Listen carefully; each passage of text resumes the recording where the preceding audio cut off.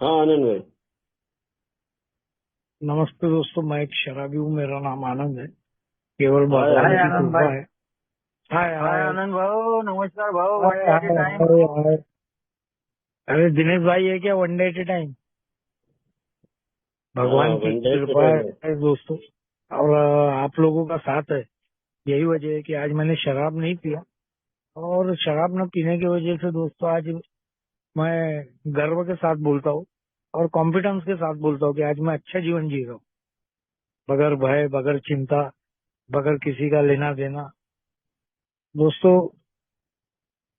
करीब करीब मेरा 28-30 साल का शराबी दौर रहा हूँ मैं। और मैंने कभी सोचा नहीं था दोस्तों कि शराब मेरे को कहाँ ले जाके पहुंचाएंगी। दोस्तों, मुझे अच्छी तरीके से याद है, मैं 82-83 में मेरा मैट्रिक का एग्जाम था। और उस समय मेरी उम्र 14-15 साल की रही होंगी। तो दोस्तों, मैं पढ़ाई में उतना ज्यादा होशियार नहीं था। और उस समय, हमारे समय में पेपर लीक होते थे। तो मैथ्स का पेपर लीक हुआ था। और वो पेपर के सिलसिले में साले दो चार पुट्टे थे मेरे दोस्त लोग स्कूल के। वो पुट्टे लोग मुझे बोले कि भाई वर्धा पेपर लाने जाने का है, और बोले कुछ पैसे लगेंगे। तो मैंने कुछ पैसे लिया घर से, मेरे पिताजी उताजी से। और दोस्तों, मैं वो पुट्टे लोगों के साथ वर्धा गया। तो मेरा उधर से आते आते बहुत टाइम हो गया, रात बहुत हो गई थी। और रात में 2, ढाई, 3 बजे वहां से हम लोग पेपर ऊपर मिल गया। और वो खुशी में उठते लोग बोले एक ढाबे पे बैठेंगे, खाना खाएंगे। तो उसमें दो होशियार थे, दो इल्लती बहुत। और कहीं ना कहीं बोले अपन साले को आज ये बोले एंजॉय कर। मोटे लोगों ने बियर मंगाए, और वो पहले भी पीते थे। तो कहीं ना कहीं दोस्तों, मुझे उन लोगों ने ऑफर किए, और मैंने उनको मना किया। मैं बोला नहीं यार, मेरे पिताजी बड़े रागिट किस्म के हैं, मेरे घर में ये सब चलता नहीं है। क्योंकि मैं मेरे घर में देखता था, मेरा एक चाचा था, वो बहुत शराबी था। और आड़े टेढ़े लाइन में था वो। तो उसको मेरे पिताजी मारते थे, मैं देखता था। और मेरे पिताजी गुस्सेल स्वभाव के थे। वो आंखों से ही, अगर उन्होंने आंख निकाले तो ये समझ लो कि पैंट में ही पेशाब कर देते थे हम लोग, यानी इतना दहशत थी। और मैं उनको नहीं बोलते रहा। और उन्होंने दोस्तों वो गिलास में मेरे को बोले कुछ नहीं होता, मेरे को जाते जाते तो दिन निकल जाएगा, कौन देख रहा है इतने रात में। और वो नहीं हो के चक्कर में दोस्तों, मैंने कहीं ना कहीं वो, मेरे को दोस्तों खाना वाना हो गया, और बाद में एकदम मेरे को नशे जैसा हुआ, और मैं वो गाड़ी में सो गया दोस्तों। और एक दोस्त की 800 गाड़ी थी, वो 800 में सो गया मैं। और उन्होंने नागपुर तक लाया, और मेरे घर के सामने मेरे को उतारे। और उतारने के बाद में मेरा बड़ा भाई होशियार था थोड़ा सा, वो करीब करीब मेरे से 7-8 साल से वो बड़ा था।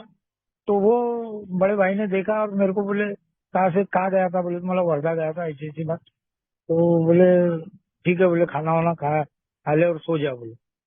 तो मैं अंदर जाके सो गया दोस्तों। और उस समय वो बात मेरी वही खत्म हो गई, किसी को मालूम नहीं पड़ा, कुछ नहीं। लेकिन दोस्तों, कहीं ना कहीं मैं जिस एरिया में रहता था, तो वो एरिया जो है ना, पूरा हमारे 5-6 लाइन प्लाट की थी। और सामने में हमारे घर के एक बगीचा था। एनआईटी की लेआउट के सामने एक बगीचा रहता है। तो वो बगीचे में झोपड़पट्टी बन गई थी। और कुछ सालों के बाद में वो एक बस्ती में तब्दील हो गई। तो वहां ना सब आड़े टेढ़े उल्टे सीधे किस्म के लोग। और बचपन से उन लोगों के साथ में खेलना होता। और मेरे घर के आजू बाजू बस्ती में हर एक घर छोड़ के हमारी 4-5 लाइनें अच्छी थी, 6 लाइन, वो सब गवर्नमेंट सर्विस थे और अच्छे लोग थे। तो और सामने के झोपड़पट्टी में हर एक घर छोड़ के दारू डैम, हर एक घर छोड़ के दारू डैम, और क्रिमिनल एरिया था दोस्तों। वो नागपुर में जटोली 12 सिंगल करके वो नाम से जाना जाता वो एरिया। तो वहाँ पे रेलवे स्टेशन हो गए, रेलवे यार्ड हो गए, तो वहाँ पे ना ये सब बातें ज्यादा होती थी। और मैं देखता था उनके घर कि वो शराबी लोग जो आते थे ना, तो आए दिन यार वो अपने औरतों को मारना, बच्चों को मारना। और मैं बोलता था यार कितनी बेकार जिंदगी जीते हैं ये लोग। साला अपन ये सब चीजों से दूर रहेंगे और अपन कहीं ना कहीं यार अच्छी पढ़ाई लिखाई करेंगे और अपन गवर्नमेंट सर्विस पे लगेंगे। धीरे धीरे दोस्तों मैं करीब करीब 2 साल दारू नहीं पिया, वो बियर पीने के। और एक दिन होली में दोस्तों, होली का माहौल था और पुट्टे लोगों ने चंदा वंदा हम लोगों ने जमा किए और होली जलाए। और वो होली के पैसे से टेकड़ी में एक मेरा दोस्त है, उसके पिताजी मिलिट्री में थे, तो वहां से मिलिट्री से एक बम्पर लाए रम का, और वो कम पैसे में मिलता था और वहां से लाए। और दोस्तों रात में होली में पुट्टो ने लेना है यार थोड़ी सी, क्या होता बोले, बोला नहीं बे, मेरे घर में खूब मारेंगे। बोला तो साला मेरा काका बदमाश है, बोला वो घूमते रहता और मेरे को खूब पजाएगा। तो बोले नहीं नहीं कुछ नहीं होता, बोले इधर ही सो जाना साले को, बोले। तो साला वो, मैं बोला चलो यार अब इतना आग्रह कर रहे, इतना फोर्स कर रहे, तो बोला थोड़ी सी लेने में क्या अर्ज है। तो साला मैंने उनके साथ में वो 2-3 पैक मारा और वो जो पिया ना, तो करीब करीब आधा पाव से ऊपर ही पिया हूँ। लेकिन दोस्तों मेरे को इतनी नशा हुई कि मैं वो होली के पास ही पड़े रह गया। और मेरा काका वो साला आड़े टेढ़े लाइन में था, तो रात भर वो जुआ हुआ खेलते थे वो लोग, वो जमाने के बदमाश हो। तो वो अचानक किसी ने बताया उसको कि भैया तेरा भतीजा खूब दारू पी के है, बोले, और वो होली के सामने पड़ा है, बोले।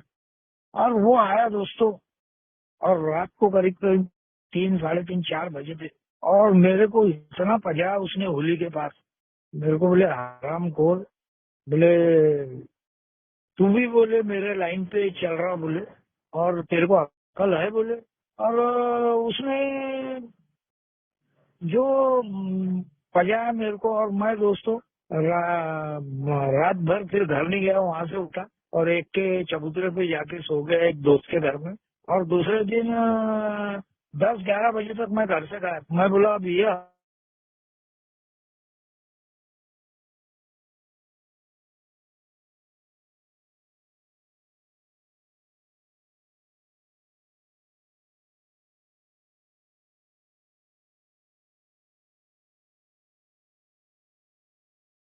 आवाज नहीं आ रही आनंद भाई।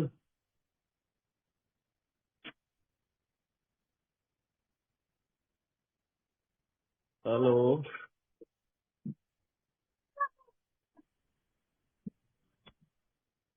तो ये नेटवर्क का थोड़ा इशू था, सॉरी। तो मैं बोला यार अब मैं घर कैसा जाऊं। और 10-11 बजे मैं, मेरे घर के लोग मेरे को ढूंढा डाली मच गई। पुट्टो को पूछ रहे कि बोले आनंद दिखा क्या, आनंद दिखा क्या। अब पुट्टे लोग बोले रात में हमारे साथ में था, बाद में मालूम नहीं कहा गया। मैं 10-11 बजे घर गया और मेरे पिताजी बोले रात में कहा था। अरे मैं बोला रात में वो उधर सो गया था एक दोस्त की तरफ। बोला वो बड़े काका ने खूब मारा मेरे को, बोला। तो हम लोग उसको 2 काका थे मेरे को, तो छोटा वाला अच्छा था बेचारा, तो बड़े काका ने खूब मारा, बोला। तो बोले काय के लिए मारा, मतलब कुछ नहीं, मैं होली के पास में पुट्टे लोगों के साथ में बैठा था, बोला उधर से आया और मेरे को लाते जूते खूब मारा, बोला। तो मेरे पिताजी बोले ठीक है उसको आने दे, बोले। और वो उधर से फिर दोपहर में 2-2:30 बजे पूरा फूट पाट के झगड़ा कर कुरा के वो, और मेरे पिताजी ने उसको पजाए। बोले तूने मेरे लड़के को मारा काहे को, ऐसा काहे। तो बोले वो बोल रहा था, बोले दारू पी के था करके। तो मैंने बोला नहीं यार, मला दारू वारू नहीं पिया था। मैं बोला वो भंग खा लिया पुट्टे लोगों ने ऐसे मेरे को, मोर वो क्वालिटी मत दूध। करना। तभी है का है हम बताओ। तो विजय भाई किसी का अपन माइक ना चालू इसे करना अपन। है। हाँ हाँ मैं कर रहा हूँ कर रहा हूँ कर रहा हूँ। ये हाँ, कौन है बीच बीच हाँ, में ओके यार सर, पीछे क्या दिख रहा ओके सर। ओके. नाही सांगतो पण तेव्हा पण कोणाची गाडी नव्हती. वो त्यामुळे मी सिद्धी काय त्यांच्यावर वाला गाडीने कशी मला आठवत नाही. हाँ मैं करता हूँ. वो जो बात दोस्तों, हाँ, तो वो जो बात है ना दोस्तों, वो बात वही खत्म हो गई. और उसके बाद में ना दोस्तों, मैंने सोचा कि नहीं यार अभी दारू वारू नहीं पियेंगे. और साला उसी साल मेरे को, वो मेरे पिताजी एक जगह एक लीडर के यहाँ का माल बनाते थे. हमारे घर में ब्रेड का कारखाना था, तो कुछ माल उसके यहाँ का हमारे यहाँ बनता था. तो वहाँ मेरी अच्छी जान पहचान थी और बचपन का माहौल था वो दोस्तों. और देखने दुकान में अच्छा था. तो मेरे पिताजी के पीछे पीछे मैं कभी कभी जाता था वहाँ. तो लीडर था वो और उसकी बहुत चलती थी हर डिपार्टमेंट में. तो एक दिन उसने मेरे को पूछा कि बेटा तू क्या कर रहा. बोले तो बोला मैट्रिक की एग्जाम वगैरह हो गई है और बोला पढ़ाई चालू है मेरी. तो बोले ड्यूटी करेगा क्या. बोले तो मैं बोला हाँ. बोला. और उसने दोस्तों मुझे एक जगह गवर्नमेंट ड्यूटी पे, पहले क्या चलता था, एक लेटर लिख दिए कि लीडर लोगों की बात लागू हो जाती थी. तो मैं दोस्तों मैं एक जगह ड्यूटी पे लगा दिया उसने मेरे को. और देखो मैं बचपन से सोचता था कि गवर्नमेंट ड्यूटी करूंगा, माँ बाप को अच्छा खिलाऊंगा पिलाऊंगा, माँ बाप की सेवा करूंगा, बुरे लोगों में नहीं रहूंगा. लेकिन दोस्तों जैसे मेरे को ड्यूटी लगी, और मैं ज्यादातर नाइट ड्यूटी करता था दोस्तों. तो हॉस्पिटल में ड्यूटी लगी थी वो, और मैं नाइट ड्यूटी करता था. तो वहां पे जो पेशेंट आते थे और मैं उनको देखता था यार, कि उनकी रात में जो शराबी लोगों को लाते हैं ना एडमिट करने, तो उनके हाल इतने बेकार रहते कि मैं कई लोगों को देखता था हड्डी का ढांचा. और आज से कम 30 साल पहले की बात, 30-35 साल पहले, 40 साल पहले टीबी का बड़ा माहौल था. अभी मेरी अगले महीने 60 साल की रनिंग, 60 साल पूरे हो जाएंगे.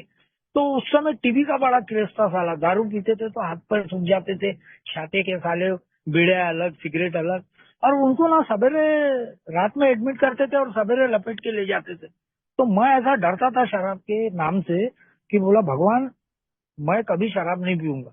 लेकिन दोस्तों वहाँ कुछ संगत गुण बोलो या कोई ड्यूटी पर का माहौल, वो हॉस्पिटल लाइन, और रात में एक्सीडेंट के केसेस आ रहे, ये आ रहे वो आ रहे.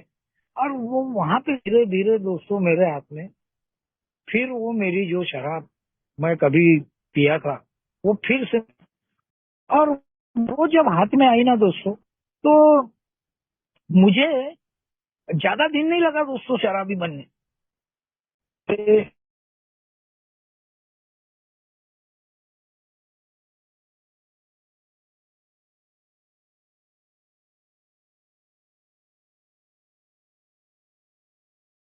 पहले एक नीक मंगाना, फिर दोस्तों ऐसा हो गया वो कि एक एक समय ऐसा आ गया कि ड्यूटी कब कर रहा क्या कर रहा ये कोई ध्यान में नहीं रहता था दोस्तों. और फिर सवेरे ड्यूटी से छूटना, और जब फिर वहां से जितने भी बियर बार है वो कॉटन मार्केट के पास के, पीते पीते पीते पीते घर जाना दोस्तों. उस समय तो इंग्लिश पे चला. और आखिरी आखिरी में फिर धीरे धीरे वो एक दो दोस्त थे, मेरा एक दोस्त था साथ में हमेशा रहता था, वो बोले यार बहुत खर्चा होता और ये मैनेज नहीं हो रहा. उस समय पेमेंट पानी कम थे, तो देसी पे आ गए. और देसी पे जब आए ना दोस्तों, तो देसी के चक्कर में उल्टे सीधे काम करना, कई लोगों को झूठी सर्टिफिकेट बनवा के देना. वो गवर्नमेंट सर्विस वालों को वहां की ज्यादा चलती थी. तो कई लोगों को दोस्तों उल्टे सीधी सर्टिफिकेट घस के देना, डॉक्टर लोगों को झूठ बोलना, ये मेरा रिश्तेदार है फलाना है. और वो जो पैसे मिलते थे वो पैसे से दोस्तों केवल और केवल शराब पीना और घर में कुछ नहीं देना. तो घर के लोग बोलते थे कि यार तेरे को ऐसी क्या तकलीफ है, तू क्यों दारू पीता. तो मैं बोलता था उनको तुमको क्या समझता है, 4 लोगों में रहना पड़ता, 4 लोगों में बैठना पड़ता, और वो ड्यूटी में आ नहीं सकता बगैर पिए. वहाँ मेरे को रात दिन मुर्दे उठाना है, ये करना है वो करना है. और ड्यूटी भी ऐसी थी दोस्तों कि मेरी टेलीफोन डिपार्टमेंट में थी, कुछ साल कैजुअलिटी में क्लरिकल में ड्यूटी दिए थे. तो ऊपर वाले ने सब दिया. और धीरे धीरे धीरे धीरे दोस्तों ड्यूटी पे हवा चलते गई कि ये साला जो आदमी है, ये आनंद जो है ये उल्टे सीधे काम करता और किसी की भी डुप्लीकेट सर्टिफिकेट बना के देता है और ब्लड बेच, ये बेच, मेडिसिन बेच, वहाँ की उल्टे सीधे काम। तो मेरे को कई बार, कभी 15 दिन के लिए, कभी 20 दिन के लिए, कभी 1 महीने के लिए ऐसा ड्यूटी से बैठा देते थे। और उस समय तक के दोस्तों घर के लोगों ने सोचे कि ये सुधर जाएगा, तो मेरी शादी कर दी। अब शादी करने के बाद में दोस्तों मेरे जैसा समझदार आदमी रहता तो रुक जाता था कि नहीं यार अब शादी होगी। तो शादी हुई ना, तो मैंने कम से कम 1 आध महीना दारू नहीं पिया। और दारू न पीने के बाद में मेरे दिमाग में 24 घंटे यही चलता था कि नहीं यार साला आज के दिन थोड़ी सी ले लेते।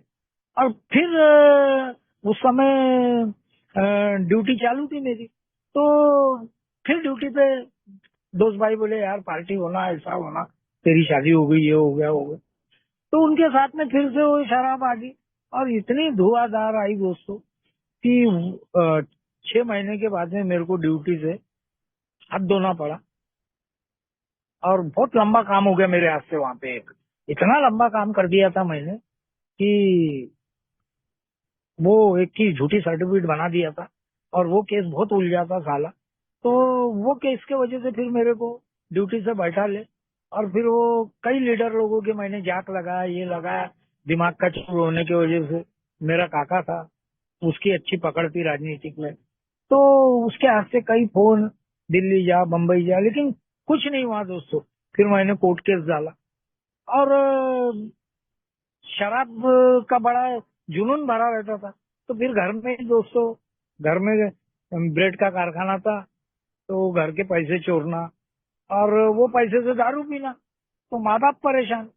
तो एक दिन माँ बाप ने दोस्तों घर से बोले अब तू रहना नहीं है हमारे घर में, और बोले तू अब अपनी मिसेस लेके, अपनी बीबी लेके तू अलग जा, बोले कहीं पे भी किराए का रूम में।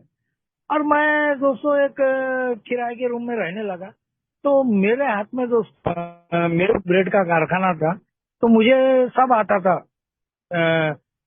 फूड लाइन का, केक बनाना, बिस्किट बनाना।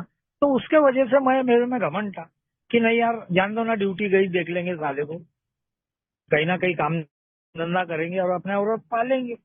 और मेरी जो मिसेस थी, मुझे गवर्नमेंट सर्विस थी तो अच्छे घर की मिली। उसके घर में भी आज कम से कम नहीं तो भी 80-90 एकड़ जमीन है और वो दत्तक पुत्र थी। और वो रिश्ता मेरे काका ने जमाया था कि लड़का गवर्नमेंट सर्वेंट है। वो कैसा भी झूठ बोल बाल के वो लड़की मिल गई थी। तो बाद में दोस्तों मैं मेरे घर वाली को सीधा ही बोलता था, देख तेरे को रहना है तो रह, मैं शराब छोड़ नहीं सकता। तो मेरी घरवाली बोलती थी थोड़ी थोड़ी पियो, हफ्ते में 1 दिन पियो, घर में लाके पियो। तो मैं बोलता था ये सब मेरे से जमता नहीं है और मैं दारू को पीकर रह नहीं सकता। मेरा हाथ पैर हलते थे पूरे और कई काम धंधा करके अपना गुजारा चल रहा था दोस्तों।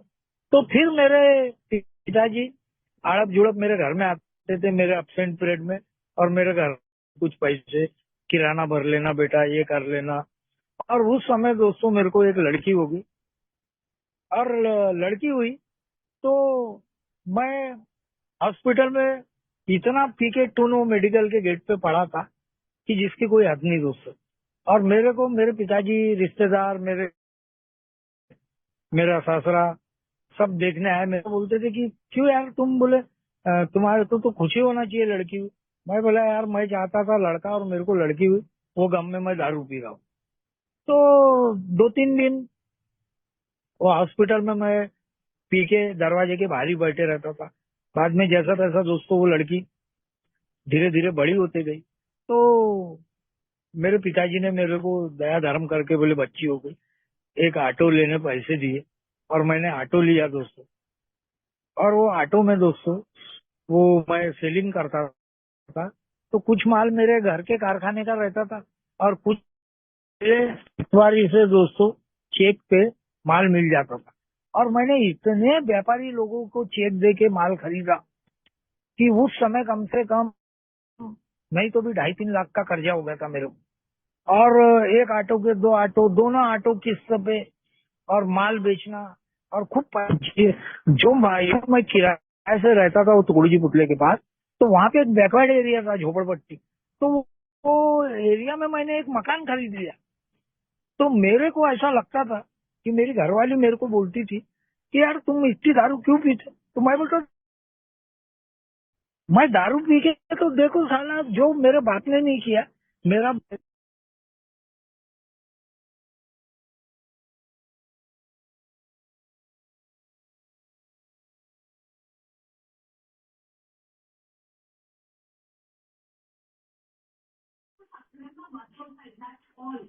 आनंद भाई। नेटवर्क का बड़ा प्रॉब्लम रहता मेरे इधर। क्या है वो हाँ साला, हाँ, नेटवर्क में आ तो जाओ। वो मैं मेरे मिसेस को बोलता था कि मेरे बाप, तो मेरा जो बाप है वो खुद के बाप के मकान में रहता, मेरे दादा के। और मैंने इतनी से उम्र में खुद का मकान, और कई हजारों रुपए का माल मेरे घर में पड़े रहता, और पूरा रूम भरे रहता था दोस्तों। सोन पापड़ी के तो पूरी गाड़ी की गाड़ी उतारता था उस समय। सोन पापड़ी नई नई निकली थी नागपुर में। तो एक सोन पापड़ी वाला बोले यार 2-4 डब्बे क्या लेके जाते रोज रोज, पूरी गाड़ी उतार देता। तो वो गरीब मेरे कम से कम वो 70-80 हजार से वो डूब गया था। और वो मेरे को बड़ा अच्छा लग रहा था साला कि लोगों के पैसे पे धंधा करना, दारू पीना। और मैं जितनी कमाई करता था दारू पीता था। और घर में वो क्या लगता है वो देखती थी। और ऐसा करते करते दोस्तों एक समय ऐसा आया कि मैं 24 घंटे दारू पीने लगा। एक दिन की बात है, मेरे पास में पैसे नहीं थे, और कर्जे वाले दोस्तों सवेरे से लाइन लगाते थे। तो मैं सवेरे मेरे मिसेस को बोला 2-4 गिराइक मारता हूँ, ऑटो माल पड़ा है। और बोला मैं तेरे को किराने के लिए भी पैसे देता हूँ, और बोला मटन भी लेके आता हूँ। और मैं दोस्तों टुकड़े की पुतले के पास एक अन्ना की भट्टी है,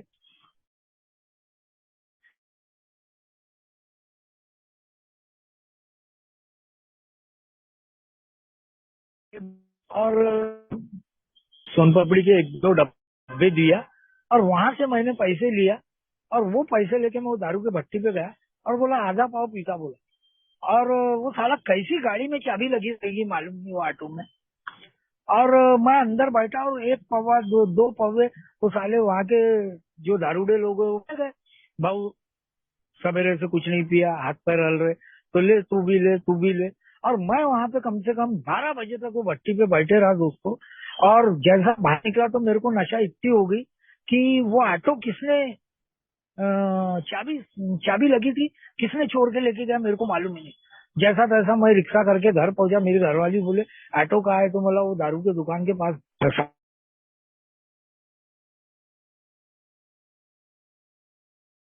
छूट गया था।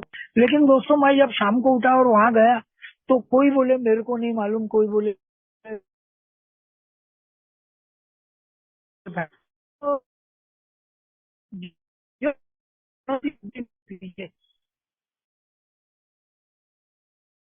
उसके गुस्से पे औरत को मारना, और खूब दारू पीना। और एक ऑटो जो था दोस्तों, दूसरा ऑटो वो बैंक वाले ने उठा के लेके गए, उसकी 4-5 किस्त। और रात दिन वो औरत को मारना पीटना। आखिरी आखिरी की समय ऐसा आ गया दोस्तों कि काम धंधा कुछ नहीं करता था सिवाय दारू के सिवाय, और लोगों को टोपिया देना। बाद में ये धंधा चालू कर दिया, हर रिश्तेदारों से उधारी मांगता था। कभी मेरे पिताजी नहीं रहे तो मेरे घर में जाके मेरी माँ को चूतिया बना के पैसे ले लेता था कि मेरे को बैंक के पैसे भरना है, मेरे को कर्जे वाला परेशान कर रहा है। तो माँ बाप को भी खूब सताया। और आखिरी आखिरी दिनों में दोस्त मेरे को याद है कि मैं मेरे औरत को हमेशा बोलता था कि यार तेरे को रहना है तो रहे, तू चली जा, तू मेरे पीछे बहुत बड़ी पनौती लग गई, तू जब से आई तब से मेरे जीवन का पूरा सत्यानाश हो गया। और एक दिन मैं खूब पिया, और पीने के बाद में वो इतना मारा यार कि रात को 2-3-4 बजे तक मैंने उसको, ये पावड़ा जो रहता ना पावड़ा, तो वो पावड़े के डंडे से इतना मारा उसको कि उसको पूरा फुला दिया। और सर पे चोट, हाथ पे चोट। और वो बेचारी रात भर दरवाजे के बाहर बैठी रही। और उसने दूसरे दिन मैं सवेरे सो के उठा, और मेरे को मालूम था कि मैं बोला साला माहौल खराब है, इसको खूब मारे अपन ने। और सवेरे उठ के मैं मुंडी छुपा के, वो एक सोमवारी काटर है वहाँ मीनाबाई की दुकान थी, सवेरे सवेरे मैं निकल गया दोस्तों 5 बजे दारू पीने। और उसने नए नए रिलायंस के फोन निकले थे, किसी के फोन से अपने भाई को फोन लगाई गांव में, और मैं घर में आया ही नहीं। और जैसा मैं 12 बजे घर में आया तो ऐसा लग रहा था कि मेरे घर में मैयत हो गई। और मैंने जैसा देखा दूर से, अरे बोला साला ये मर गई रे, बोला आत्महत्या कर ली इसने। मेरे को ऐसा लगा कि इसको अपन ने रात में मारे, तो इसने एक तो आत्महत्या की फांसी वासी लगा के, नहीं तो जल वल के मर गई। और जब फिर मैं धीरे धीरे आया तो मेरे को मेरा साला, जिसने मेरी शादी जोड़ के रखा था, वो दिया था, वो मेरा काका, मेरा बाप, मेरे भाई लोग सब दिखे। और मैं बोला, फिर मेरे को मेरे काका ने जैसा गया वैसे 2-3 झापड़ मारा। मेरे को बोले भोसड़ी के, बोले इतना मारना पड़ता है क्या वो लड़की को, ऐसा वैसा। तो बातें सुना और मेरे को बोले लड़की को लेके जा रहे हैं, तो बोला लेके जाओ खुशी से, बोला। और वो लड़की को लेके गए दोस्तों। तो लड़की को लेके गए तो मेरी लड़की को मैंने ले जाने नहीं दिया। इतने दोस्तों, एक शराबी इतना शातिर रहता, और शराब पीने के बाद में उसमें 10 आदमी की ताकत आ जाती। मैंने 50 के मजमे से, मेरी छोटी बच्ची थी, 6-7 साल की बच्ची थी दोस्तों, बच्ची को मैंने छीना और मैंने बोला मैं इसको ले जाने नहीं दूंगा।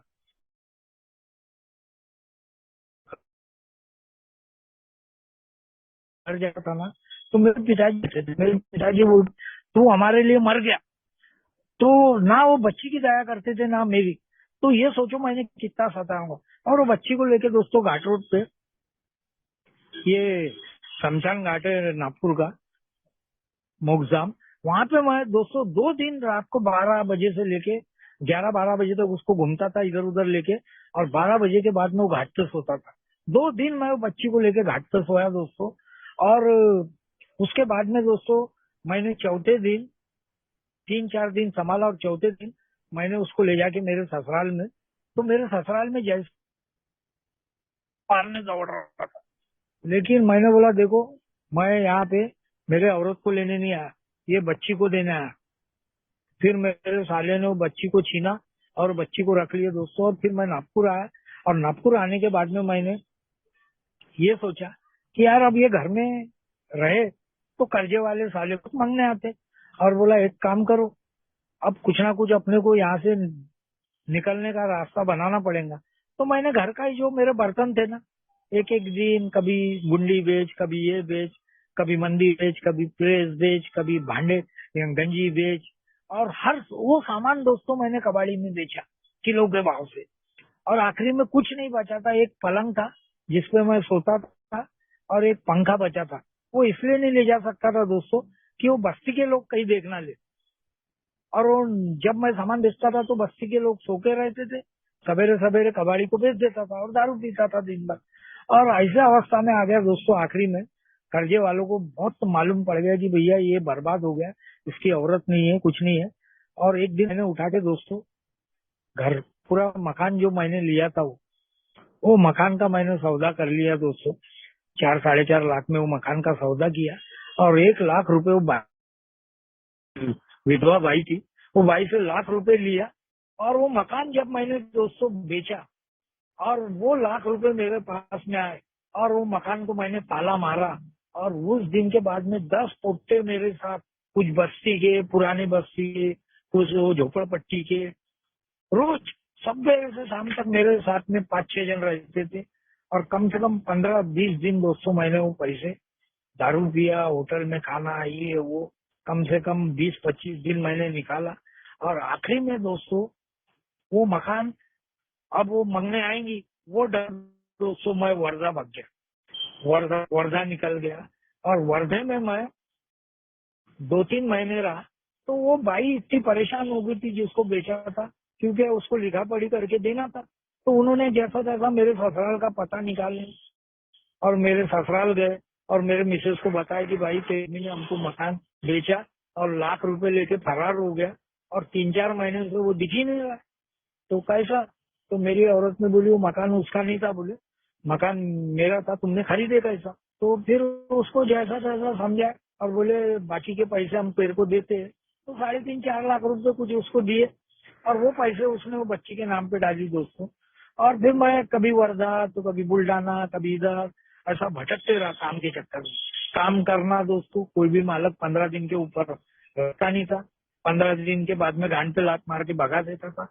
वो इसलिए भगाता था कि मैं दारू पी के वही कारखाने में कोई लेडीज को छेड़, किसी को छेड़, और नशे वाले को कोई रखता नहीं, और आखिरी में पूरी इज्जत खराब हो गई। तो मैंने दोस्तों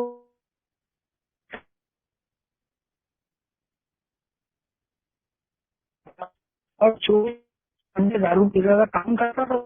लेकिन एक दिन दोस्तों मेरी बहुत बड़ी गलती हो गई वो कारखाने में। वो मालक का ढाबा भी था और बियर बार थी ढाबे में। तो वो रूम कर दिया था। वो रूम में लेडीज खाना पकाने आती थी, और वो लेडीज का मैंने हाथ वाथ पकड़ लिया, कुछ उसको दबा दुबा कर दिया। और वो लेडीज ने बताई उसको, और दोनों भाई के बुल्ढाने की तरफ के धार दीपार ऊंचे पूरे वो मराठा समाज के लोग, और वो आए दोनों भाई बुलेट के ऊपर और मेरे को उठाए। मैं खूब पीके था, और बोले देखो, बोले मिस्त्री, तुमको हम मारते नहीं पीटते नहीं, तुम मरे हुए वो बोले, और तुम वैसे भी मर रहे बोले, तुमको पिलिया उलिया हो गया है बोले, तुम एक काम करो बोले, हमारे रास्ते भी मत मारो बोले, तो यहाँ ये शहर में भी मत मारो बोले, तुम जहाँ के हो बोले वहां जाके मरो बोले। वो आदमी ने मेरे को पूरे महीने का पेमेंट दिया दोस्तों, और ट्रेन में बैठा ला।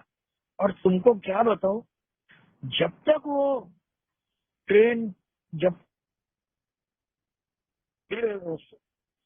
और वो जैसी उठी और मैं नागपुर आया, और नागपुर आने के बाद में मेरे पास में 3-4 हजार रुपए थे। तो मैंने सोचा यार अब घर में जाएंगे, माँ बाप के पास में 2 साल हो गए, तो माँ बाप अपने को माफ कर देंगे। तो मैं रेलवे स्टेशन से उतरा और वहीं से पीना चालू किया, और ऑटो में बैठ के घर। तो जैसा मेरे पिताजी ने देखे, ऑटो रुका, और वो ऑटो वाला बोले, अरे बोले ये लड़का कितना परेशान कर रहा, कहाँ कहाँ घुमा रहा, ये बच्ची वो बच्ची फलाना ढिकाना। और जैसे मेरे पिताजी दौड़े, मेरे को ऑटो के अंदर ही ठेसना चालू कर दी, एक तरफ से मेरा भाई और एक तरफ से मेरे पिताजी। और जैसा आया बोले आराम को, वैसा ही तू पलट जा बोले, तू हमारे लिए मर गया बोले। तो ये दोस्तों यहाँ तक मैं पहुंच गया था कि माँ बाप को दया नहीं, किसी को दया नहीं, और मैं कभी वो शराब को दोष नहीं देता था। फिर भी मेरे को भरोसा था कि अपन बहुत होशियार है, बहुत अकलवान है, एक दिन सब बरोबर कर लेंगे। और आखिरी के दिनों में दोस्तों मेरे को ऐसा लगता था कि अब मैं बीमार हूँ यार, मर जाऊंगा। तो कॉटन मार्केट में दोस्तों नजदीक पास बोला, घर के पास मरूंगा तो घर के लोगों को मालूम पड़ेगा। तो कॉटन मार्केट में दोस्तों दाढ़ी वाड़ी बढ़ा के, मुंह को दुपट्टा के 3-4 साल वहाँ हमाली किया। और वहाँ सवेरे दोस्तों 8-9 बजे तक हमाली करता था। वो हमाली के पैसे से जो पैसे आते थे दारू पीता था। और वो दारू पीने की वजह से क्या हो गया था दोस्तों कि मेरे लीवर वगैरह पूरे खराब हो गए थे, और मेरे को जॉन्डिस हो गया था। वो मैं जिसके पास वो झाड़ फूक वाले के पास इलाज कर रहा था, तो बोले पीलिया हुआ। लेकिन मेडिकल में जब मैं गया, और मैं जहाँ ड्यूटी करता था वो दवाखाने में भी नहीं जा सकता था दोस्तों, वहाँ मेरी बहन थे। तो मैं ये सोचता था कि साला मैं वहाँ जाऊंगा तो लोग बोलेंगे कि क्या बे दारू पी के तू पूरा भिखारी हो गया। तो फिर मैं मेडिकल में इलाज करने गया, तो वहाँ के डॉक्टर ने बताया मेरे को कि बाबू बोले तू अभी 15-20 दिन, 1 महीना 2 महीने में मर जाओगे बोले, तुमको जॉन्डिस हो गया। अगर तुम बचना चाहते बोले तो बोले हम तुमको दवाई फ्री में देंगे, सब देंगे, और बोले तुम सिर्फ बोले दारू मत पियो बोले। तो बड़े मुश्किल से 1 या 2 दिन नहीं पिया दोस्तों, और फिर वही हाल। और मुझे याद है कि मैं 7-8 महीने नहाया नहीं था। और अचानक दोस्तों एक दिन मेरी बहुत तबीयत खराब हो गई, और वो पुलिस वाले साले वहाँ सोने देते थे कॉटन मार्केट में, सब पहचानते थे। तो वहाँ जितने भी लावारिस लोग रहते फुटपाथ पे, सबको पुलिस वाले पहचानते थे। तो मेरे को रोज बोलते थे, अबे जाना, घर क्यों नहीं जाता, यहाँ कब तक पड़े रहेगा। तो एक दिन मैं वो कॉटन मार्केट के पीछे वो पांडे उद्यान के तरफ एक बगीचा है पीछे साइड में, शुक्रवारी तालाब का, वहाँ सोया था, और भगवान से फरियाद कर रहा था कि भगवान अब बहुत हो गया, अब जीना नहीं चाहता यार, अब तू मेरे को मौत की नींद सुला दे, या कोई ट्रक वगैरह मेरे ऊपर चढ़ा दे, या तो कोई ऐसा रास्ता बता कि जहाँ मेरी दारू रुक सके, जहाँ मेरी दारू छूट सके। और उस दिन मैं दोस्तों वो बगीचे में मेरे को नींद नहीं आ रही थी, और ऐसी दोपहर का समय मैं घूमते फिरते रास्ते से जा रहा था, तो एक जगह मेरे को करीब करीब 20-25 लोग एक साथ बैठे दिखे। और मैं बोला यार ये वो एम्प्रेस मिल बाजू में था, बोला एम्प्रेस मिल वालों की मीटिंग होंगी, वो मिल नया नया बंद हुआ था वो समय। तो बोला यार एम्प्रेस मिल वालों की, तो बोला क्या कोई पहचान वाला दिखेगा, झोल कर लेंगे और दारू पियेंगे। तो वहां पे भी मेरी सारी निगेटिव था, प्रार्थना कर रहा था लेकिन वो दिल से नहीं कर रहा था। और वहाँ नागपुर के सबसे पुराने ओल्ड टाइमर थे, और वो उन्होंने मेरे को देखे, बेटा बोले आपको दारू का प्रॉब्लम है क्या बोले। तो मैं इतने खतरनाक तरीके से उनको गाली दिया था। मुझे याद है दोस्तों कि आखिरी आखिरी में किसी ने मेरे सामने दारू का नाम भी लिया ना, तो ऐसा लगता था कि उसका गला पीछक डालना। यानी दारू वो लफ्ज इतना मेरे को बड़ा चुभता था, लेकिन पीने के लिए बड़ी अच्छी लगती थी। और वो बुड्ढे को मैंने बोला यार तू बुड्ढे अपना काम करना, तेरे को काम धंधे है नहीं के, तू चुपचाप बैठ, बोला कोई दारू वारू का प्रॉब्लम नहीं मेरे को। और बाद में वहाँ पे 2-3 जनों ने शिशिर भाई वगैरह ने गले में हाथ डाले और बैठा ले, और मैं नशे में था किया। और वहाँ सुना मैंने कि अ, भैया वो बीमार है, फलाना है, ढिकाना है, दारू पीना अपने आप में एक बीमारी है, डिसीज है। और वो मेरे सब सर के ऊपर जा रहा था, और सर के ऊपर जा रहा था। और मैं एक दिन पहले का हादसा बताऊंगा, मीटिंग में आने के पहले ठंडी का टाइम था, और बरसात, आखिरी आखिरी बरसात चल रही थी दोस्तों, और खूब पानी पड़ रहा था। और ये सरदार लोग जो है ना,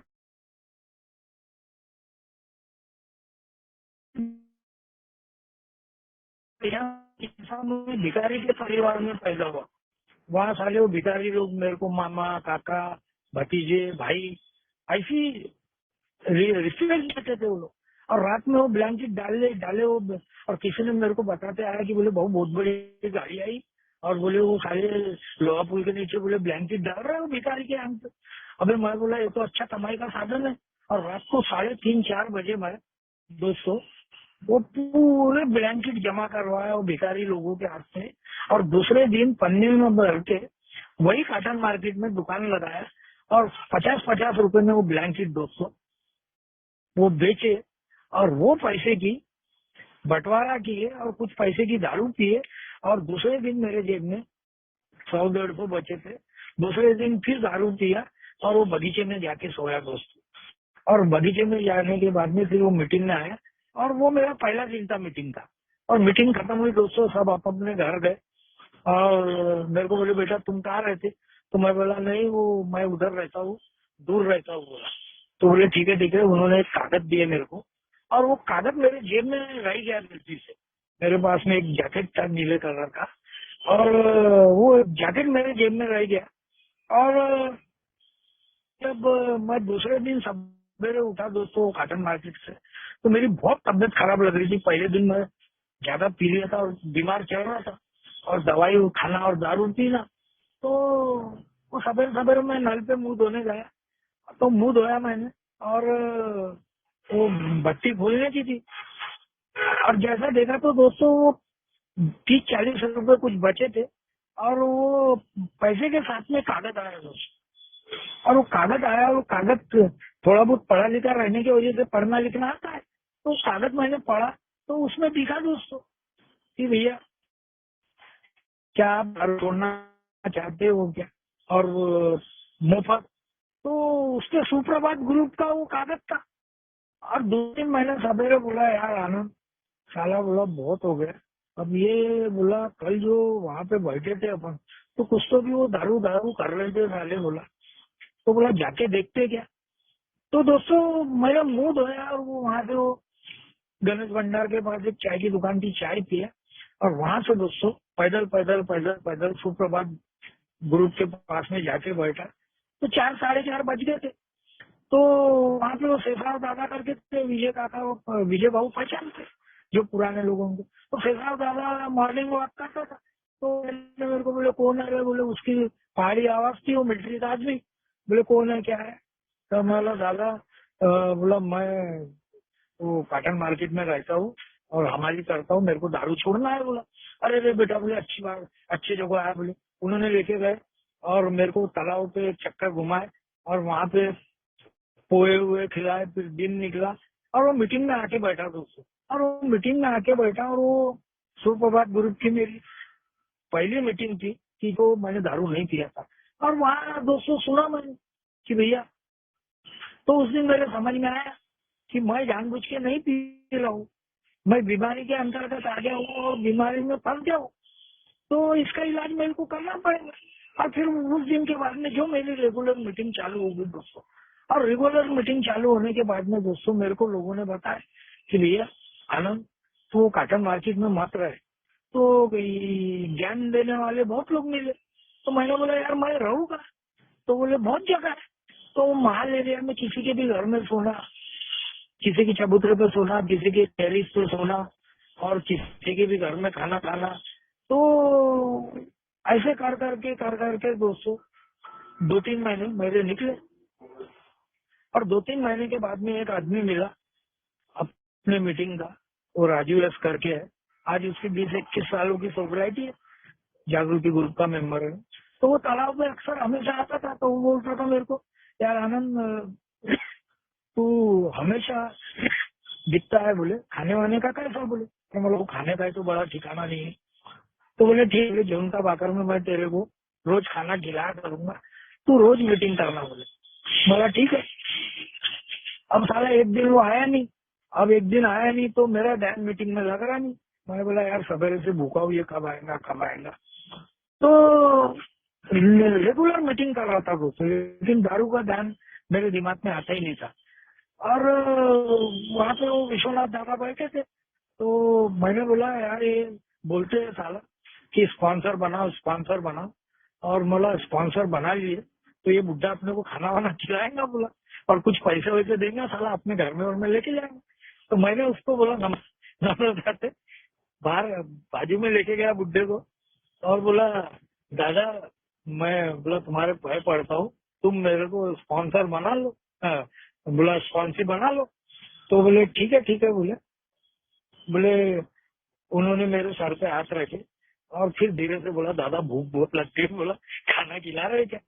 तो वो बुड्ढा बड़ा दयालु था, तो बोले चल मेरे घर में। बोले अब घर में लेके गया दोस्तों, तो देखो क्या क्या शराब आदमी के साथ क्या क्या करवाती है।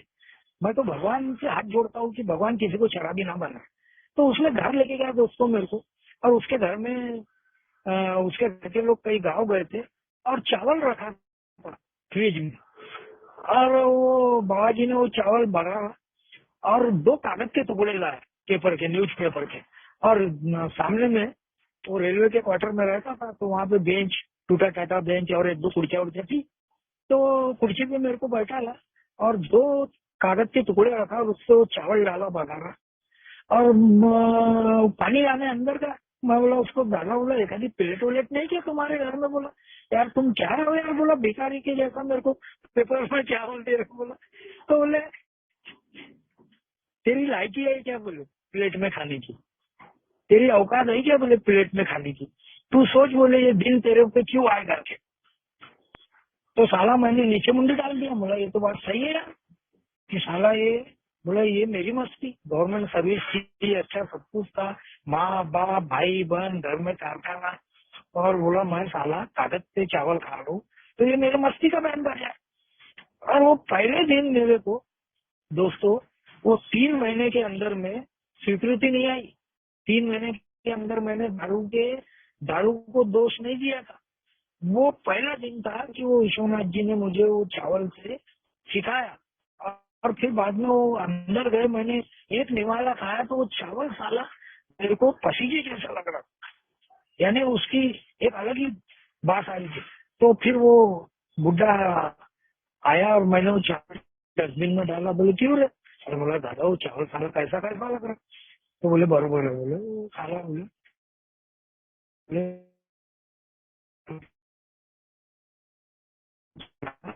और 2-3 निवाले उसने खाने दिए। और बाद में उसने मेरे को मोमिनपुरा होटल में लेके गया और एक होटल में पेट भर के खाना खिलाया, मटन बिरयानी। और मैं भी भूखे के जैसा टूट पड़ा, खाना वाना खाया। और बाद में उसने मेरे को समझाया कि आनंद तू बुरा मत मानना बेटा, मैंने तेरे को ये जो शिक्षा दी है ना बोले, ये जिंदगी भर मैं जिंदा रहूं या ना रहूं बोले, ये बात याद रखना बोले। अगर ये बात तू याद करेगा बोले तो जिंदगी में तेरे को दारू पीने की कभी याद नहीं आएगी। तो वहां से दोस्तों मेरा सोब्राइटी का दोस्तों 7-8 महीने की सोब्राइटी थी। तो मेरे पिताजी को किसी ने बताया कि तुम्हारा लड़का जिंदा है और वो तालाब के तरफ दिखता है और बड़े अच्छे कपड़े पहन के रहता है, बिल्कुल अभी दारू वारू नहीं पी रहा है, कोई एम्प्रेस मिल वाला वहां पे आता था। तो उसने बस्ती में हवा चलवा दिया और मेरे पिताजी मेरे को ढूंढने आए लेने के लिए। और 3-4 दिन मेरे पिताजी को मैं ऐसा कुत्ते के नजर से देखता था, ऐसा कि मेरे पिताजी मेरे को इशारा करते थे और मेरे पिताजी के पास मैं 2 बार जाके बोला कि देखो बोला तुम यहाँ आना नहीं, अब मैं अपनी जिंदगी जी रहा हूँ, तुम मेरे लिए मर गए, मैं तुम्हारे लिए मरा। और वो बाप की ये माया है, मानती नहीं।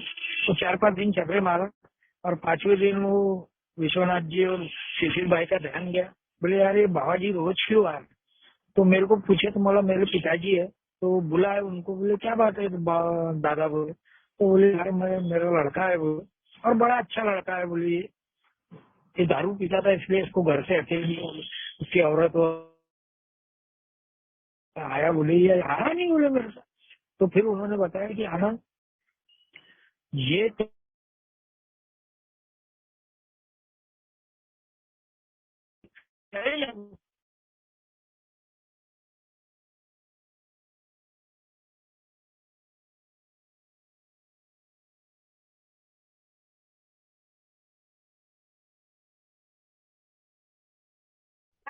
थोड़ा कवरेज में आ जाओ आनंद बाबू।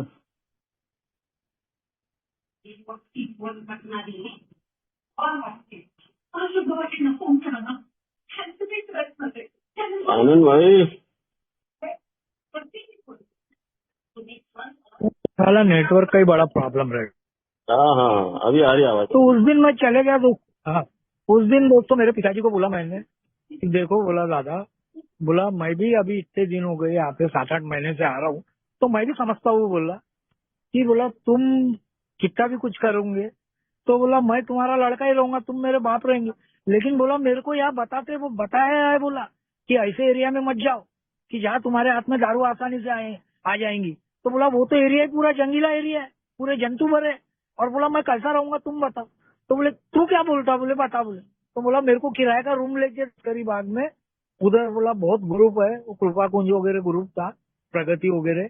तो बोला मैं उधर रहूंगा और वहाँ पे बोला मीटिंग करूंगा, बहुत लोग हैं बोला उधर के दोस्त भाई, तुम किराया देना बोला कैसे देना। तो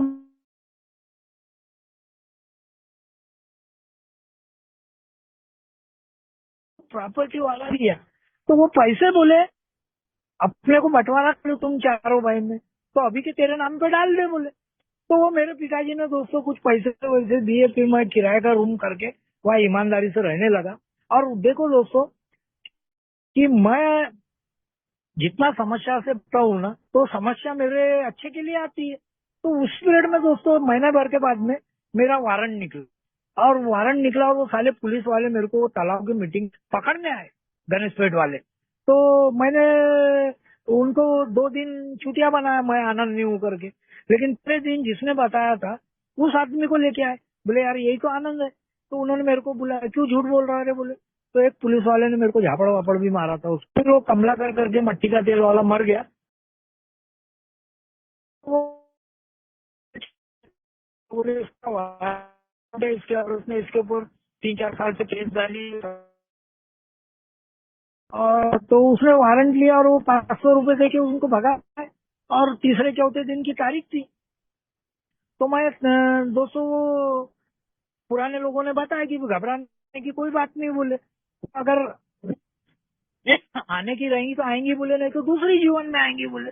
और मैं गया दोस्तों, तो उस तारीख पे गया मैं, और तारीख में लेडीज मैं पहले पुकारा कि ये बुलाए, और मैं प्रार्थना कर ही रहा था, सवेरे से प्रार्थना कर रहा था। उस दिन मीटिंग एक किया 2-2, और दोपहर में तारीख पे गया तो मैं भगवान को हाथ जोड़ रहा था कि भगवान तू जो चाहेगा वो तेरे मर्जी से कर। मैंने उसको बहुत तकलीफ दिया, बहुत पीड़ा पहुंचाया। अगर तू मेरे पास में वापस भेजना चाहता है तो तेरा धन्यवाद, और नहीं भी भेजेगा तो मुझे वो दुख सहन करने की ताकत दो। तो मजिस्ट्रेट ने पूछी, बोले आप का नाम आनंद है? बोला जी मैडम। तो बोले क्या करते हो? तो मैं बोला मैडम खूब दारू पीता था, और बोला दारू पी के मेरा दिमाग पागल हो गया था और इसको खूब मारता था मैडम बोलते। तो बोले अभी क्या कर रहे हो? तो बोला मैडम मैं 8-9 महीने से, बोला वो अल्कोहलिक एनोनिमस करके एक संस्था है, और वो संस्था की मीटिंग में जाता हूँ बोला, और 2-4 कागज थे मेरे पास में। बोला ये मीटिंग का ये पते है नागपुर में इतने ठिकान में मीटिंग होती, बोला 16-17-18 ग्रुप कुत्ते, 16 ग्रुप नागपुर में जब। तो बोला ये इतने जगह मीटिंग होती है। तो मैडम बोले ठीक है बोले अब तुम दारू नहीं पियेंगे, बोले 8-9 महीने से नहीं पिए, और वो संस्था में बहुत से लोग गए हैं बोले, तो कई लोग वहां से रिकवर हुए हैं बोले, बड़े अधिकारियों को मालूम है, जो जज वगैरह अच्छे पोस्ट पे कार्यरत है उनको मालूम है। तो फिर मेरे मिसेस को दूसरे दिन मेरे मिसेस का बयान हो गया, मेरे मिसेस को बुलाए और 8-15 दिन की तारीख दी, और 15 दिन के बाद में वो जज ने फिर मेरे को बोली कि बोले अगर वो लड़की आना चाहती है तो तुम रखेंगे क्या? बोले तो बोला मैडम मैं खुशी से उसका स्वागत कर लूंगा। बोला उसके इच्छे के ऊपर है। तो बोले अब तुम बोले दारू वारू तो नहीं पियोगे? बोला मैडम जब तक मेरी मीटिंग चालू है, जब तक मैं जिंदा हूँ, बोला तो अभी ये जीवन में तो चांस नहीं है दारू पीने का, और मेरे को नहीं लगता, बोला क्योंकि दारू के वजह से, बोला मैंने बहुत पीड़ा झेला। तो मेरे मिसेस को पूछे, बोले वो लड़का अभी दारू वारू नहीं पी रहा है, तो तुम बोले एक चांस देखे देखने में क्या अर्ज है? बोले वो मेरी मिसेस के मुंह से क्या मालूम नहीं, तो भगवान भगवान ने उसको बुद्धि दिया क्या? बोले ये आदमी की सिर्फ दारू की कमजोरी थी, बोले बाकी ये दिमाग का बड़ा तेज है, बोले और बहुत होशियार है मैडम। बोले बोले इन्होंने दारू बंद कर दी ना, मैं आना चाहती, बोले मेरी एक बच्ची है मैडम। बोले जब तक वो बच्ची 10-11 साल की हो गई थी यार, जब तक वो बच्ची 10-11 साल की बच्ची हो गई थी, और वो आ गई दोस्तों। वो आने के बाद में फिर मैंने किराए के रूम में लश्करी बाग में रहा दोस्तों, और पहला बर्थडे मनाया, वो कृपा कुंज ग्रुप में बर्थडे मनाया। उसके बाद में धीरे धीरे सोसाइटी चालू होगी दोस्तों।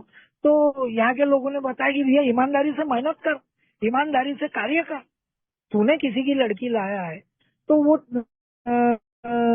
उसकी जिम्मेदारी तेरी है, बच्चे तेरी है, पालने की जिम्मेदारी। दोस्तों एक जगह ऑफिस में काम लगा, एक जगह सिक्योरिटी की ड्यूटी किया, वहां से एक बिल्डर से पहचान हुई, उस बिल्डर के पास में ड्यूटी किया, और दिमाग का तेज होने के रहने के वजह से क्या हो गया दोस्तों कि मुझे किसी मालक के पास में ड्यूटी करते रहा, धीरे धीरे पेमेंट बढ़ते रहा दोस्तों।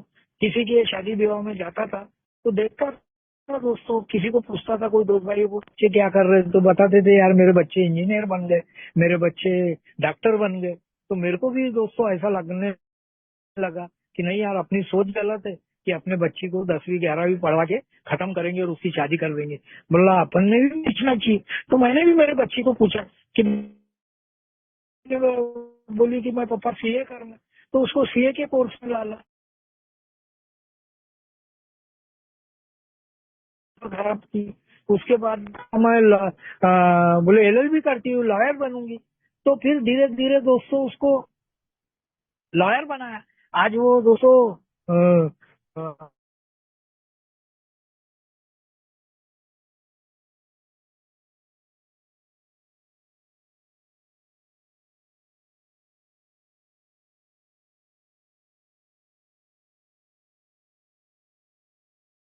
आवाज नहीं आ रही आनंद बाबू।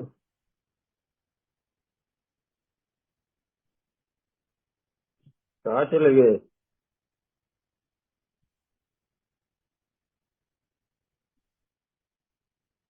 आनंद भाई। कौन रहता। तो आज वो अच्छी लॉयर बन गई दोस्तों, हाई कोर्ट में प्रैक्टिस को जाती है। उसकी शादी हो गई दोस्तों, जवाई एडवोकेट मिला। और धीरे धीरे यहाँ आते रहने की वजह से क्या है दोस्तों, अगर मैं ईमानदारी से चलता हूँ ना तो ऊपर वाला मेरे तरफ सब ध्यान देता। आज मैं दोस्तों जब मैं आया तो 2-3 साल, 4-5 साल वो मालक के पास ड्यूटी कर रहा था, तो 1-2 सौदे हुए दोस्तों मेरे हाथ से। 1-2 सौदे में मैंने कम से कम वहां पे 16-17 लाख रुपए मैंने 2-3 प्लाटों में कमाया। वो मालक ने मुझे ईमानदारी से कमीशन दिया। और ईमानदारी से कमीशन देने के बाद में दोस्तों, मैं जिस औरत को मार पीट के बोलता था कि तू अपने बाप के यहाँ से पैसे ला, तेरे बाप के पास 100 एकड़ जमीन है, और वो मेरे को हमेशा बोलती थी कि मैं मर जाऊंगी लेकिन एक पैसा नहीं लाऊंगी। और मेरे बच्ची की शादी हुई तो उस समय तक उसने कभी पैसा नहीं मांगी दोस्त। मैंने जिस समय से ए में आया और मेरा परिवार आया, 2008 के एंडिंग में मेरा परिवार आया, तो मेरे जब परिवार आया ना, तो परिवार आने के बाद में मैंने उस बच्ची के नाम पे दो पैसे जमा करना चालू किया। एक ही लड़की थी मेरे को, और मालक के पास में ड्यूटी करते जो भी पैसा कमाया मैंने। फिर 2011 में सोसाइटी में मेरे को दूसरी लड़की हुई दोस्तों, तो वो दूसरी लड़की के भी नाम पे पैसा दो पैसा जमा करना चालू किया। तो देख, लड़की की शादी होने के बाद में दोस्तों देखो, ऊपर वाला जिस चीज के लिए मैं तरसता हूँ वो चीज वो मुझे एक टाइम अनुसार देता है, उसका टाइम आना चाहिए। तो ऊपर वाले ने दोस्तों मेरी जो मिसेस दत्तक पुत्र थी उसकी बड़ी माँ की जमीन बेचे कुछ मेरे साले लोगों ने, तो उसकी सही के लिए उसके पीछे घूमे, बोले सही कर। तो मेरी मिसेस बोले मैं सही नहीं करूंगी, तुम जमीन का बेच नहीं सकते, ये जमीन मेरे नाम पे। तो मेरी मिसेस ने सीधी सीधी 1 करोड़ रुपए की डिमांड की थी कि मैं मुझे 1 करोड़ रुपए हो। तो मैं जिंदगी भर मांगी नहीं, बोले मेरे शादी को 30 साल हो गए, बोले तुमने 1 रुपया दिए नहीं, मैंने गरीबी के दिन काटी, मेरा आदमी शराब पीता था, ये पीता था, आज मुझे पैसे की जरूरत नहीं बोले, और मैं प्रॉपर्टी बेचने दूंगी नहीं बोले। तो वो मेरे दोनों साले लोग, जिसने प्रॉपर्टी खरीदा था, जिसने खेती खरीदा था, वो मेरे पीछे चक्रे मारता था। तो मैं बोला यार तुम दोनों बहन भाई का झगड़ा तुम आपस में निपटो, तुम मेरे पास मत आओ। बोला मालिक ने मेरे को बहुत दिया, मेरे बच्ची की शादी हो गई, दूसरी लड़की है, उसको पढ़ा लिखा के तैयार करूंगा, और यही दोनों मेरी प्रॉपर्टी है बोले। तो आखिरी में वो मेरे मिसेस को आखिरी में मेरे मिसेस को उन्होंने 75 लाख रुपए में वो दोस्तों तय हुआ उनका सौदा। तो मेरे को मेरे ससुराल से दोस्तों 72 लाख रुपए मिले, और वो 72 लाख रुपए मिले ना दोस्तों, तो मेरी मिसेस को मैंने बोला कि तू ये में पैसे लेके करेंगी क्या, तो 2 लड़कियां थे। तो आज देखता हूँ दोस्तों, मैं जो आदमी काटन मार्केट में फुटपाथ पे रहा, मकान बेचा, भांडे बर्तन बेचा, आज मेरे 2 फ्लैट है दोस्तों, एक प्लाट है। आज मेरा WCL में काम है, WCL में मेरी 2 गाड़ी है, WCL में 2 टैक्सी गाड़ी मेरी वहाँ चल रही है दोस्तों, वहां से पैसे आते, मेरी ड्यूटी चालू है दोस्तों, छोटी बच्ची की अच्छी पढ़ाई लिखाई चालू है, और अभी दोस्तों अच्छे लोगों के संगत में रहा, लेकिन मैंने दोस्तों ड्यूटी नहीं छोड़ा। मैंने, मेरा मालक जो है दोस्तों मेरे को बोलता कि उसको भी 2 लड़कियां है, मेरे को बोलता आनंद तेरे को भी 2 लड़कियां है, मेरे को भी 2 लड़कियां है, अपन जब भी बोलते अलग होंगे तो तू मेरे खंडे पे जाएगा या मैं तेरे खंडे पे जाऊंगा।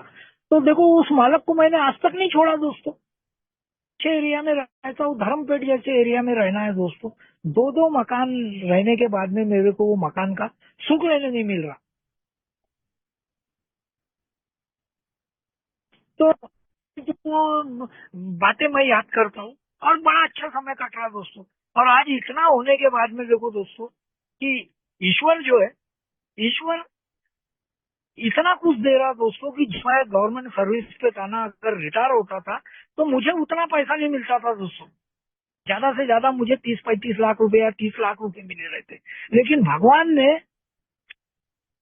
आज मुझे रिटायरमेंट से दुगना पैसा दिया, और आज मेरे हाथ पैर सही सलामत है।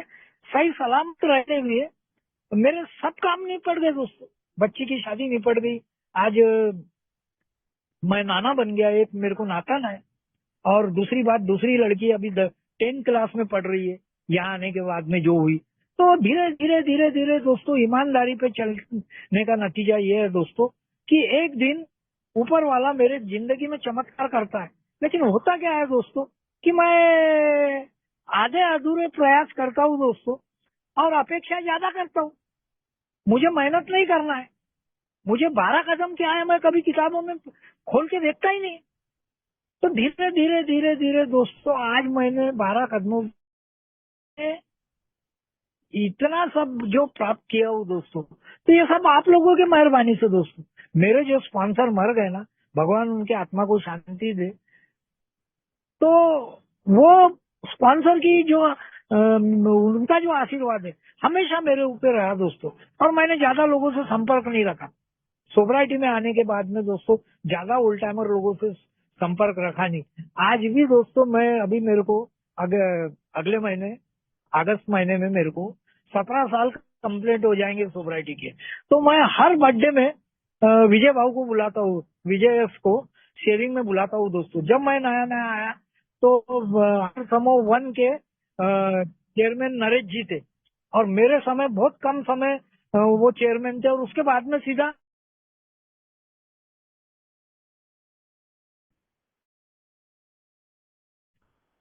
चेयरमैन बने थे। तो उनका मैंने चेयरमैन का कार्यकाल देखा दोस्तों, प्रवृत्ति। तो वो जितने भी शेयरिंग करते ना दोस्तों, मैं बड़े गौर से सुनता हूँ दोस्तों।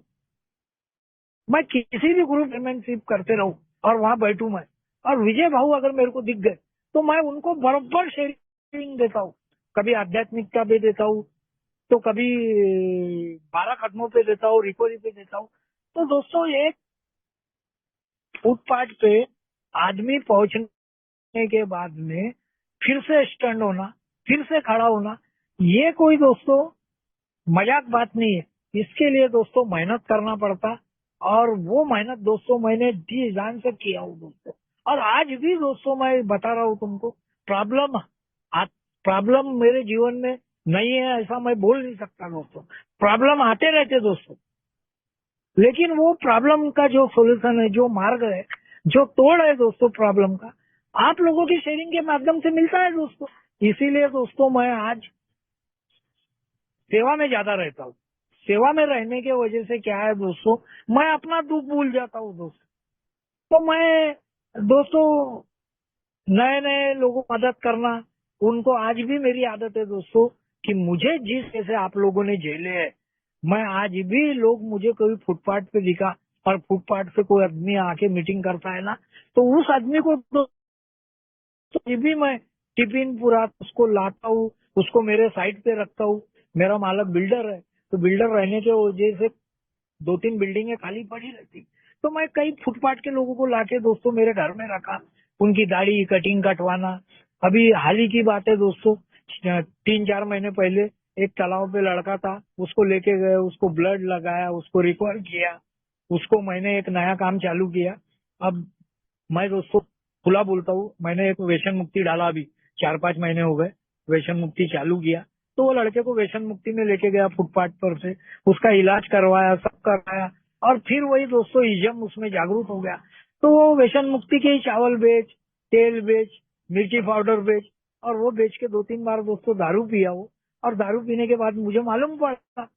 तो हम लोग पार्टनर है, तो मेरे पार्टनर ने बोले कि ये आदमी घातक है, और बोले ये साला किसी दिन बोले पी खा के अगर यहाँ मिल गया और कभी इंस्पेक्शन हो गया तो बोले तो ताला लग जाएगा दुकानदारी को।